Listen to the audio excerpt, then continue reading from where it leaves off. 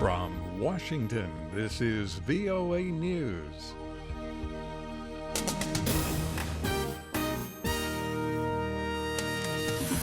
I'm Dave DeForest reporting the husband and wife who shot 14 people to death at a California holiday party Thursday had 12 pipe bombs, bomb-making materials, and thousands of rounds of ammunition in their apartment. The biggest question left for investigators is why the couple did what they did. David Bowdich is the assistant director of the FBI's Los Angeles office. We are trying to determine the motive.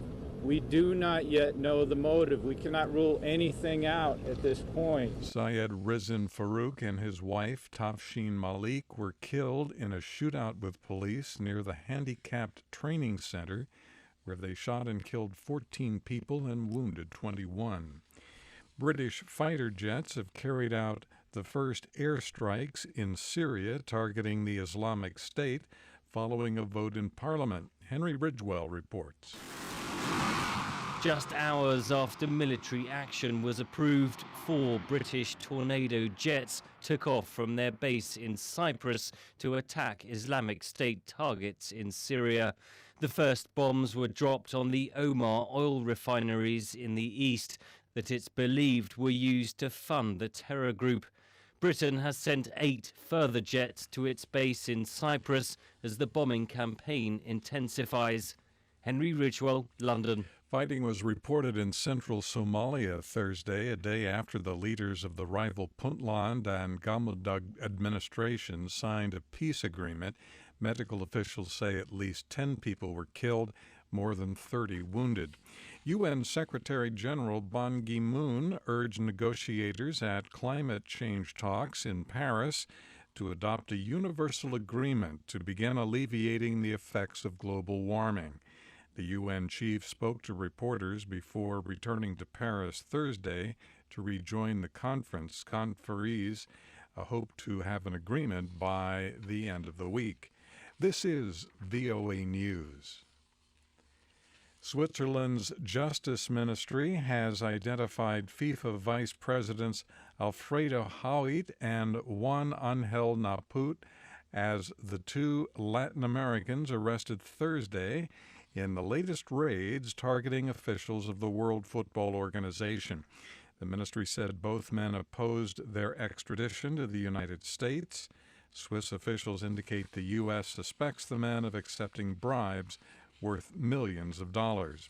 South Africa's Supreme Court of Appeal has convicted double amputee athlete Oscar Pistorius of murder, overturning his earlier conviction of culpable homicide, a less serious charge. The accused's conviction and sentence on count 1 are set aside and replaced with the following. Guilty of murder, with the accused having had criminal intent in the form of dolus eventualis.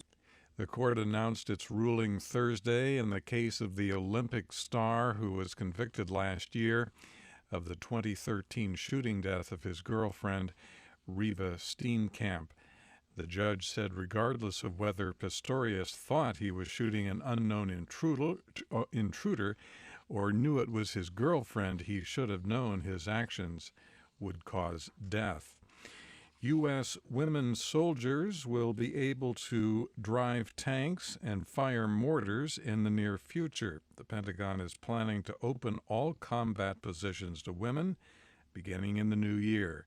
U.S. Secretary of Defense Ashton Carter made the announcement Thursday. I'm directing all the military services to proceed to open all military occupational specialties to women 30 days from today.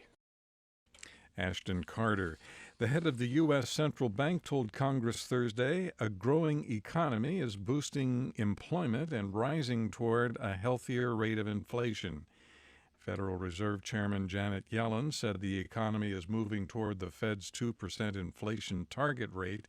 She said this seems to indicate that a rate hike is coming unless economic indicators turn sharply worse. Fed officials have been considering an interest rate increase for a long time. The U.S. House of Representatives has adjourned until next week without reaching an agreement on a government spending bill. A spending measure has to be passed by both the House and the Senate by December 11th to avoid a partial government shutdown. Among the policy issues causing controversy are deregulation measures Democrats say would undo provisions to protect the nation's clean air and water, and measures on Syrian and Iraqi refugees. President Obama says he will veto any bill that halts the resettlement of Iraqi and Syrian refugees. A Turkish official says the foreign ministers of Turkey and Russia met Thursday on the sidelines of a Europe security meeting. It was their first high-level bilateral talks since Turkey downed a Russian fighter jet last month. On Wall Street, U.S. stock indexes were down today. In Washington, I'm Dave DeForest. That's the latest world news from VOA.